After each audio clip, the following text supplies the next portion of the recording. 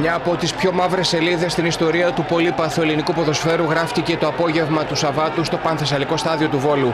Γράφουμε 2017, Μάιος, 6 Μάιου συγκεκριμένα, είναι ο τελικός κυπέλου Ελλάδας στο ποδόσφαιρο και έχει αποφασιστεί ότι θα γίνει στο Πανθεσσαλικό στάδιο στο Βόλο. ΠΑΟΚ ΑΕΚ ο τελικός, ή ΑΕΚ ΠΑΟΚ. Νομίζω ΠΑΟΚ ΑΕΚ, τέλος πάντων μικρή σημασία, έχει σε ουδέτερη έδρα ήταν. Γενικά είχαν εκφραστεί και κάποιες ανησυχίες για τυχόν επεισόδια. Αναμενόμενο όταν περιμένεις τώρα δεκάδες χιλιάδες ΠΑΟΚτζίδες και δεκάδες χιλιάδες ΑΕΚτζίδες σε μια πόλη. Δεκάδες χιλιάδες οτιδήποτε να περιμένεις. Ναι, δεκάδες χιλιάδες hooligans, οι οπαδούς τέλος πάντων. Γιατί είναι hooligans. Ξεκινάω λοιπόν από Αθήνα με το αυτοκίνητο με ένα φίλο μου. Του είχα βγάλει και αυτόν διαπίστευση έτσι για να είμαστε παρέα στα δημοσιογραφικά. Με το Ford Fiesta, το προηγούμενο αμάξι. Λίγο πριν φτάσουμε στο Βόλο, βασικά μπαίνοντας στον νομό κάπως, αρχίζουν να μου κάνουν πολύ εντύπωση το πόσα μπλόκα είχαν στηθεί από αστυνομικούς. Κυρίως ήταν της ομάδας Όπκε. Ξέρεις, ήταν παραταγμένοι έξω από τζιπ με φημέ τζάμια. Αυτοί τώρα με τα γυαλιά τύπου Oakley, ντούκια. Ψάχνανε φούλα αμάξια προφανώς, αναζητώντας οπαδούς που ταξιδεύουν μεμονωμένα είτε σε γκρουπάκια με βανάτια και αμάξια για να πάνε στο γήπεδο. Οπότε κάπως τους έκδιναν τα αμάξια, ρε φίλε, να ψάξουν να δουν αν έχουν μέσα ρόπαλα, φωτοβολίδες, whatever. Εμείς δεν αντιμετωπίσαμε κάποιο πρόβλημα γιατί τους έδειξα και το pass στο δημοσιογραφικό, οπότε ξέρεις από τον μπλόκο περάσαμε σχετικά γρήγορα. Θυμάμαι πριν το match που ήταν απογευματάκι, κάναμε με το φίλο μου έτσι μια βόλτα μέσα στην πόλη του Βόλου. Μετά είχαμε ανέβει, φίλε, σε κάποια χωριά του Πηλίου, γιατί λέμε εντάξει, τόσες ώρες είναι να πάμε να δούμε και κάνα χωριό γύρω-γύρω. Και θυμάμαι, φίλε, 2 σκηνικά. Τώρα δεν θυμάμαι σε ποια χωριά έχει γίνει αυτό, αλλά θυμάμαι να περνάμε με τα αμάξι και εκείνη την ώρα να βγαίνουν από ένα τύπου Airbnb που είχαν νοικιάσει κάποια βανάκια με παοκτζίδες που, φίλε, κατεβάζουν παράθυρα και μας κοιτάγανε έτσι. Σοβαρά. Γιατί τώρα ήμασταν 2 τύποι, 25άριδες που θα μπορούσαμε, ρε φίλε, να είμαστε εκτζίδες, κατάλαβες. Οπότε εκεί πρώτο red flag και λέμε κάτι γίνεται εδώ, πρέπει να είμαστε, να δείχνουμε ακόμη πιο γλυκούλιδες. Και δεύτερο σκηνικό που φτάνουμε στην πλατεία ενός χωριού και ξαφνικά εκεί που κάναμε τη βόλτα μας πάλι κάποιο πούλμαν, δεν ξέρω, κάποια βανάκια από οπαδούς, νομίζω πάλι του ΠΑΟΚ, ήταν ίσως η μεριά των ΠΑΟΚτζίδων εκεί στο Πηλίου που πήγαμε. Και τώρα, ρε φίλε, καταλαμβάνω όλη την πλατεία, πανιά, μπλούζες κτλ.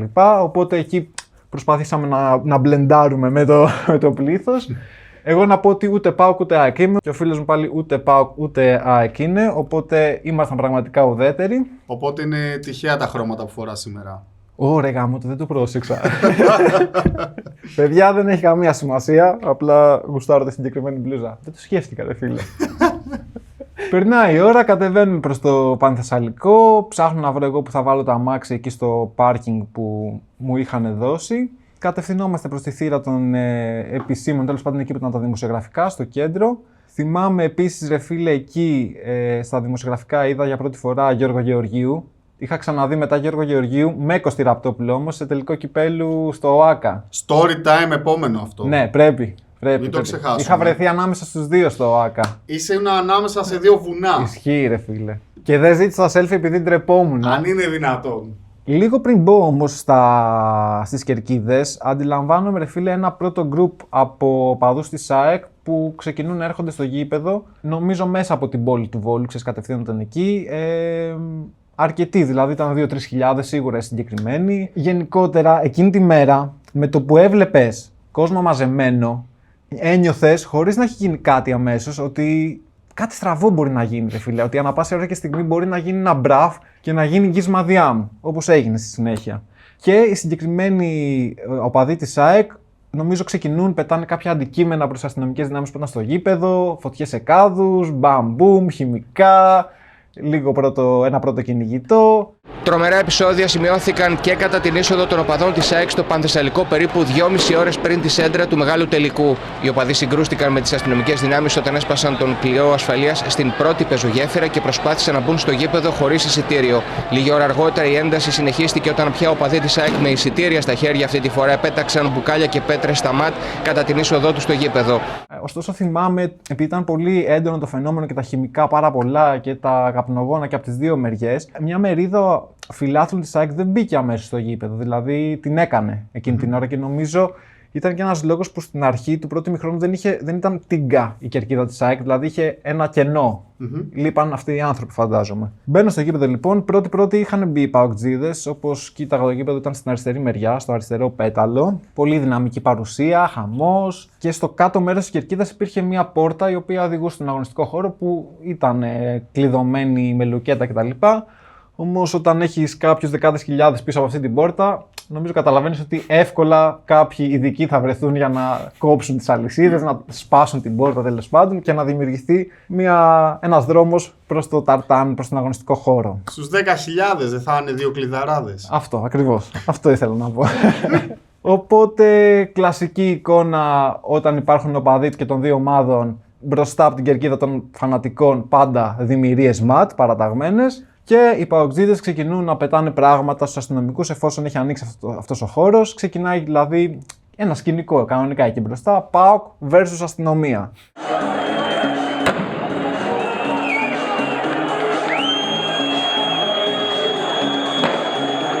Γίνονται σκηνικά, μπαίνουν, βγαίνουν από την πόρτα, πετάνε πράγματα και από τις δύο μεριές. Αυτό το μπαμ μπουμ, το εκοφαντικό ρε φίλε που είναι λες και σε εμπόλεμη ζώνη. Και μετά από λίγο κάνουν την εμφάνισή τους στο γήπεδο μαζικά και οι οπαδοί της ΑΕΚ. Οπότε αυτομάτως, όπως καταλαβαίνεις, το ενδιαφέρον των παοκτζίδων φεύγει από τους αστυνομικούς και πηγαίνει στους αεκτζίδες. Κάτι που συζητούσαν όλοι στα δημοσιογραφικά, που συζητούσα και εγώ και με το φίλο μου και με κάποιους άλλους συναδέλφους που είχα βρει εκεί, αλλά και γενικά αν άκουγες στα πηγαδάκια γύρω-γύρω, όλοι έλεγαν το εξής. Γιατί αυτά τα δύο σημεία εκεί πέρα, είχε μια αερογέφυρα πάνω από το γήπεδο, γιατί είναι αφύλακτα και γιατί μάλλον είναι πολύ εύκολο και οι οπαδοί των δύο ομάδων να σκαρφαλώσουν και να βρεθούν εκεί πέρα. Εκείνη την ώρα, όταν είδα αυτό, απλά απορούσα πως ακόμα δεν έχει ξεκινήσει το σκηνικό. Ήταν απλά θέμα χρόνου. Η συγκεκριμένη αερογέφυρα ενώνει τα δύο πέταλα όπου είχαν τοποθετηθεί οι φίλαθλοι των αντιπάλων ομάδων, ωστόσο δεν υπήρχαν δυνάμεις της αστυνομίας προκειμένου να αποφευχθούν οι θλιβερές εικόνες που βλέπετε. Νομίζω πρώτοι αντιλήφθηκαν αυτό το κενό στο σύστημα οι οπαδοί της ΑΕΚ που ανέβηκαν στην αερογέφυρα, έσπασαν μια πόρτα της πλάκας τώρα που είχε εκεί πέρα και ξεκίνησαν να κόβουν βόλτες σε αυτή την αερογέφυρα. Παίζει να είναι λίγο φάση θερμοπύλες, ξέρεις, στα στενά.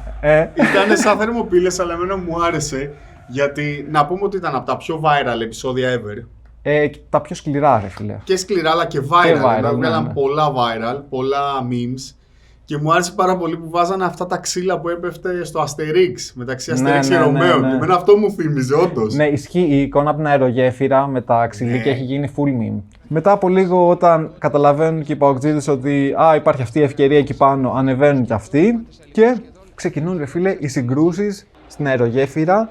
Εγώ τώρα κέντρο απέναντι, VIP. Επειδή δεν θυμάμαι, τα επεισόδια έγιναν όλα αυτά πριν Το μάτς. Όλα. Αφού άργησε και πολύ το μάτς να ξεκινήσει. Ανέρεση. Και μάλιστα στο μάτς μετά σχεδόν κανείς δεν έδινε σημασία, ρε φίλε. Δηλαδή και εγώ τώρα δεν θυμόμουν τίποτα, απλά τσέκαρα ότι είχε λήξει 2-1, το είχε πάρει ο ΠΑΟΚ. Okay. Φαινόταν, ρε φίλε, ότι και οι δύο πλευρές ήταν πολύ καλά οργανωμένες και αμυντικά. Δηλαδή υπήρχαν, άμα δεις και στις φωτογραφίες, κάποιοι φοράνε από μέσα έχουν βάλει CD. CD, είναι κλάσικα αυτό. Για να αποφεύγουν τις τσουριές. Ξύλα, γαδρόνια, λοστάρια. Έβλεπες πολλές τέτοιες κινήσεις που αντιλαμβάνεσαι ότι υπήρχε και κάποιο αιχμηρό αντικείμενο. Μαλάκα, σε κάθε φάση αυτού του σκηνικού ήμασταν όλοι. Ξέρεις, δυστυχώς περίμενες πότε θα πέσει κάτω κάποιος. Κάτι άλλο που μου άρεσε σε αυτά τα επεισόδια, μέσα σε εισαγωγικά προφανώς, είναι τα διαλύματα που κάναν για να μαζέψουν τους τραυματίες. Ήτανε και μέχρι και εκεί οργανωμένοι. Ναι, και γενικά υπήρχαν πολλά σκηνικά. Δηλαδή, όλο αυτό παίζει να διέρχεσαι κανένα μισάωρο. Δηλαδή, ξέρεις, γινόταν 5 λεπτά έντονο, σπάγανε. Ναι. Ξανά ξεκινούσαν οι άλλοι, κάνανε ντου, απαντούσανε. Ωστόσο, είδαμε και πραγματικά μαχαιρώματα και ανθρώπους να πέφτουν κάτω. Νομίζω θα θυμάσαι κι εσύ ένα πρόσωπο που είχε γίνει full viral που λέγανε ποιος είναι ο μαχαιροβγάλτης, που ήταν ένα παλικάρι ψηλό με full εξάρτηση πάνω του. Μπράβο, και ναι. οι έρευνες των αστυνομικών είχαν εστιαστεί σε αυτό το άτομο, τον οποίο τον είχαν βρει μετά από κάποιες μέρες. Πολλοί τραυματίες, πολύ τρομακτικό το να βλέπεις από την απέναντι πλευρά να βλέπεις, ρε φίλε, το αίμα. Και όλο αυτό τελείωσε όταν η αστυνομία αποφάσισε ότι πρέπει να πάρει τις θέσεις που έπρεπε να έχει εξ αρχής μες στο γήπεδο κατάφερε τέλος πάντων το μάτς να ξεκινήσει, που νομίζω ήταν και κακό μάτς, αλλά δεν είχε και καμία σημασία μετά από αυτά, δηλαδή όλοι αυτό συζητούσαν. Πολλοί από τους τραυματίες δεν πήγαν στο νοσοκομείο του Βόλου, γιατί όπως καταλαβαίνεις εκεί θα τους περίμενε η αστυνομία και υπάρχει μια χαρακτηριστική ιστορία που ένα λεωφορείο με οπαδούς της ΑΕΚ σταμάτησε στο νοσοκομείο της Λαμίας, στα ΜΠΑΜ, για να περιθάλψουν κάπως τους τραυματίες και συνέχισε μετά προς Αθήνα για να αποφύγει την αστυνομία. Φαντάζομαι και από την άλλη πλευρά έγινε κάτι αντίστοιχο.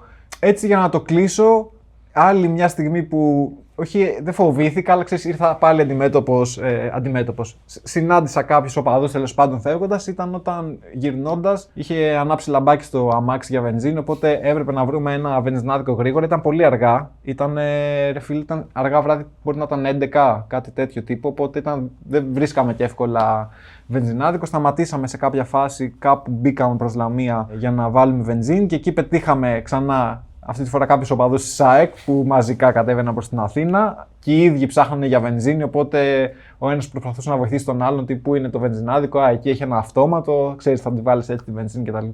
Και φύγαμε μέσα στο άγχος και τον πανικό, γιατί το ίδιο βράδυ είχε ένα παρτάκι δυνατό στον γκάζι. Είχε dump fire. Οπότε έπρεπε να έρθουμε πίσω βολίδα, να φάμε κάτι, να κάνουμε ένα μπανάκι, να φορέσουμε τα τέκνο ρούχα μας και να πάμε στο πάρτι. Ξύλο, μετά μουσικό. Και να πούμε κάτι, δεν θα πούμε ονόματα, ότι είχε ακουστεί ότι παίζανε και στα σκηνικά και κάποιοι rappers. Ναι, ήταν ένας πολύ γνωστός rapper στο σκηνικό. Όποιος ξέρει. Εντάξει, μην πείτε τώρα και από ποια πλευρά ήταν, αλλά ναι, είχαν κυκλοφορήσει και πολλές φωτογραφίες, ρε φίλε, και με πρόσωπα. Δηλαδή, πολλοί δεν είχαν κρύψει τα χαρακτηριστικά τους όταν ήταν πάνω στη γέφυρα εκεί που γινόταν το σκηνικό. Ευτυχώς δεν είχαμε το χειρότερο σενάριο, να θρηνήσουμε κάποιον άνθρωπο, αλλά νομίζω είναι από τα χειρότερα σκηνικά που έχουν γίνει ποτέ σε ελληνικά γήπεδα. Αν όχι το χειρότερο, ένα από τα χειρότερα που έχω δει και εγώ live σε πολύ κοντινή απόσταση. Και ρε μπρο, είναι από τις στιγμές που όσο και φανατικός να είσαι με κάποια ομάδα, όταν φτάνει εκεί το σκηνικό καταλαβαίνεις ότι μάρακα δεν υπάρχει λόγος να γίνει αυτό το πράγμα τώρα εδώ. Ναι. Δηλαδή, πλακώσαμε 5 παραπάνω από ό,τι πλακώσατε εσείς δικούς μας. Όχι ρε παιδιά, και μπορείς πολύ εύκολα, όπως έγινε και με κάποια άτομα που πιάσαν αργότερα, να βρεθείς ρε φίλε στη φυλακή. Ή αλλού χειρότερα. Και να είσαι 20 χρονών, ας πούμε, γιατί να το περάσεις αυτό. Ρε φίλε, και το χειρότερο. Έχουμε, μετά από αυτά τα επεισόδια, είχαμε και χειρότερα. Άλκης, ναι, Μιχάλης. Ναι, ρε φίλε, αυτά δεν αξίζει. Δεν αξίζει για κανέναν λόγο, ρε φίλε. Αυτό, αν κάποιος ήταν εκείνη τη μέρα στο Πανθεσσαλικό και θυμάται κάτι, ας το γράψει στα σχόλια. Εγώ είχα και ένα φιλαράκι στη μία εξέδρα, πάλι δεν θα πω σε ποια, δεν έχει σημασία. Και εκείνη την ώρα δεν μπορούσαμε να μιλήσουμε γιατί δεν την έβρισκα τα τηλέφωνα και ανησύχησα και με πήρε, φαντάσου, το πρωί της άλλης μέρας να μου πει ότι φίλε όλα καλά, απλά γινόταν χαμός, δεν μπορούσα να το σηκώσω κτλ. Και γενικά αντίστοιχες εμπειρίες από γήπεδο αν έχει κόσμος που του έχει κάνει εντύπωση, που είχε αρνητικές που έχει τρομάξει, ναι. Καλό είναι η όποια βία, ας πούμε, να μένει στο λεκτικό της κερκίδας. Στο Grand Theft Auto. Όχι, ρε φίλε, και στην κερκίδα. Εντάξει, τώρα δεν θα γίνουμε και εκκλησία. Θα σε βρίσω και στην κερκίδα. Σιγά, στο γήπεδο είμαστε, αλλά μέχρι εκεί. Τώρα από εκεί και πέρα στο έξω δεν έχει καμία σημασία, δεν έχει κανένα νόημα. Είναι εντελώς ανούσιο. Ναι. Αυτή ήταν η ιστορία μου από το τελικό κυπέλλου του 2017 στο Βόλο. Κάντε μια εγγραφή στο καινούργιο μας κανάλι αν σας αρέσει αυτή η νέα μας προσπάθεια και τα βιντεάκια που έχουμε ανεβάσει μέχρι στιγμής. Θα ακολουθήσουν κι άλλα. Like στο συγκεκριμένο βίντεο αν σας άρεσε, σχόλιο με τη δική σας εμπειρία και τα λέμε σε κάποιο επόμενο story time ή βίντεο σε αυτό εδώ το κανάλι. Αδέρφια, δεν έχουμε να χωρίσουμε τίποτα. Τι να πούμε. Έρχομαστε για ένα παιχνίδι, όποιος κερδίσει ο καλύτερος και να φύγει. Πάω και ΑΕ. Οι δύο δικέφαλοι.